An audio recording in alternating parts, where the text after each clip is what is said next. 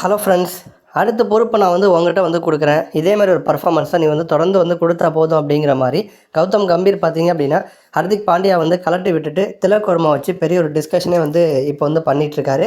இந்திய அணியை பொறுத்த வரைக்கும் இப்போதைக்கு T20 அணி மட்டும்தான் கம்பீருக்கு பிடிச்ச மாதிரி வந்திருக்கு. ஏன்னா கம்பீர் தலைமையில் ரோஹித், விராட் கோலி இவங்கெல்லாம் ஓடிஐ சீரீஸில் பெருசாக நல்ல பர்ஃபார்மன்ஸாக ரீசெண்டாக கொடுக்கல.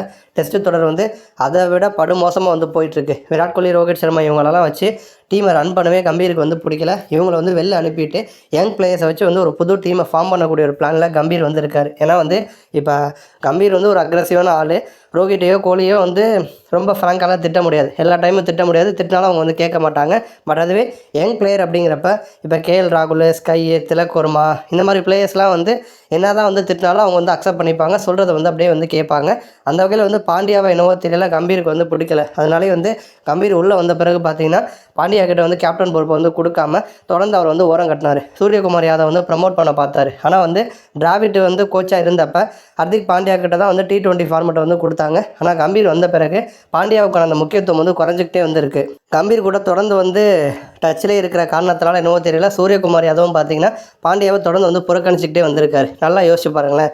முதல் T20 கேமில் பாண்டியாவுக்கு 4 ஓவர் கொடுத்தாங்க.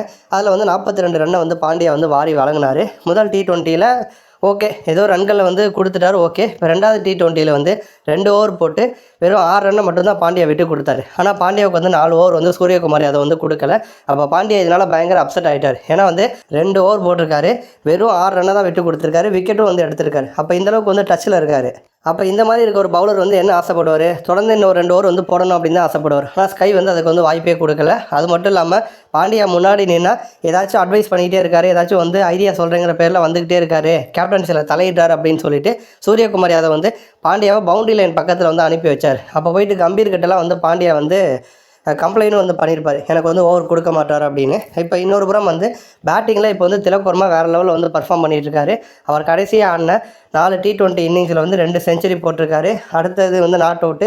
இப்போ இந்த கேம்லையுமே 72 ரன் நாட் அவுட்டு. எல்லா பேட்டர்ஸுமே இங்கிலாந்து வீரர்கள், இந்திய வீரர்கள் அப்படின்னு எல்லாருமே சென்னை பிச்சில் பேட் பிடிக்க தடுமாறி திணறிட்டு இருந்தப்போ திலக் வர்மா மட்டும் வேறு லெவலில் பர்ஃபார்ம் பண்ணி இந்திய அணியை கடைசி வரைக்கும் கொண்டு போய் ஜெயிக்க வச்சிருக்காரு. நாட் அவுட் பேட்டராகவும் இருந்திருக்காரு. அப்போ திலக் வர்மா மேட்சை ஃபினிஷ் பண்ணி கொடுத்த உடனே கம்பீர் பார்த்திங்க அப்படின்னா ஒரு சின்ன பையன் மாதிரி, ஒரு யங் பிளேயர் மாதிரி வேக வேகமாக ஓடி திலக் வர்மா ஹக் பண்ணி தன்னோட சந்தோஷத்தை வெளிப்படுத்தியிருப்பார்.